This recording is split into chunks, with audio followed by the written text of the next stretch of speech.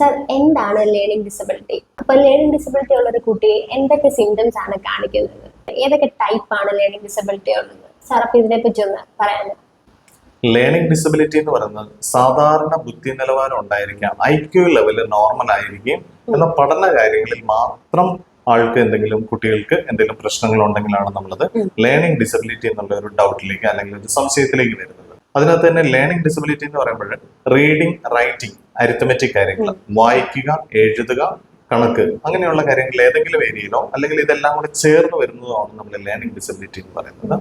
Learning ഡിസബിലിറ്റിയുടെ ലക്ഷണങ്ങൾ എന്ന് പറയുന്നത് പ്രൈമറി ക്ലാസ്സിലൊക്കെ ആണെങ്കിൽ നമ്മൾ ലെറ്റേഴ്സ് എഴുതുമ്പോൾ, അക്ഷരങ്ങൾ തിരിച്ചെഴുതുക, അതുപോലെ തന്നെ നമ്പേഴ്സ് എഴുതുമ്പോൾ തിരിഞ്ഞു പോവുക, വായിക്കുമ്പോൾ വാക്കുകൾ റിവേഴ്സ് ആയിട്ട് വായിക്കുക, അതുപോലെ തന്നെ ഗസ് റീഡിങ്, ഊഹിച്ച് വായിക്കുക എന്നുള്ളതൊക്കെ നമുക്ക് ഏറ്റവും ആദ്യമേ തന്നെ കണ്ടുവരുന്ന ലക്ഷണങ്ങളാണ്.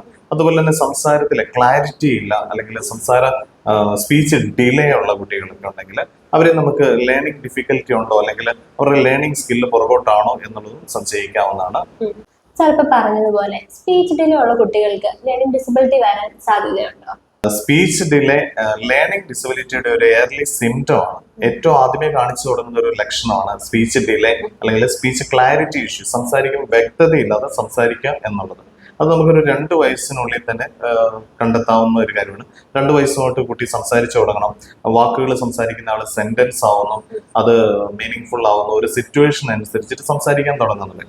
എല്ലാ ദിവസവും കുട്ടികൾ വാക്കുകൾ കേൾക്കുന്നുണ്ട്, അത് ഉള്ളിലേക്ക് സ്റ്റോർ ചെയ്യുന്നുണ്ട്, പഠിക്കുന്നുണ്ട്. പക്ഷെ അത് ആവശ്യ സമയത്ത് എടുത്ത് ഉപയോഗിക്കാൻ പറ്റുന്നില്ല.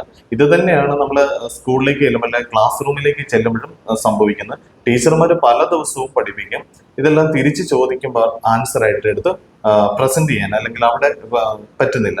അത് 2 രീതിയിലാണ് പ്രസന്റ് ചെയ്യുന്നത്. അതിന് ചെറിയ പ്രായത്തിൽ നമ്മൾ പഠിച്ചെടുക്കുന്ന കാര്യങ്ങൾ, കണ്ടും കേട്ടും പഠിച്ചെടുക്കുന്ന കാര്യങ്ങൾ സംസാരിക്കാനാണ് പഠിക്കുന്നത്. വീണ്ടും സ്കൂളിലേക്ക് വരുമ്പോൾ അവർ 2 രീതിയിൽ പെർഫോം ചെയ്യുന്ന ഒന്ന് വെർബലി പറയാനും പറ്റണം, എഴുതി തരാനും പറ്റണം. ആ കാര്യങ്ങളിൽ അന്നേരം ആൾക്ക് ഡിലേ വരും.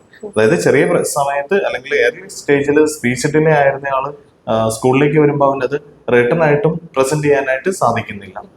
അതുകൊണ്ടാണ് നമ്മൾ പറയുന്നത് പഠിച്ചെടുക്കാനുള്ള കഴിവുണ്ട്, എല്ലാം സ്റ്റോർ ചെയ്യുന്നുണ്ട്, പക്ഷെ അത് ആവശ്യ സമയത്ത് എടുത്ത് ഉപയോഗിക്കാൻ പറ്റാതിരിക്കാന്നുള്ളത്. സ്പീച്ച് ഡിലേ കണ്ടു കഴിഞ്ഞാൽ അന്നേരം തന്നെ നമ്മൾ ചെയ്യേണ്ടത് എന്തുകൊണ്ടാണ് സ്പീച്ച് ഡിലേ വരാൻ കാരണം എന്നുള്ളത് കണ്ടെത്തുക.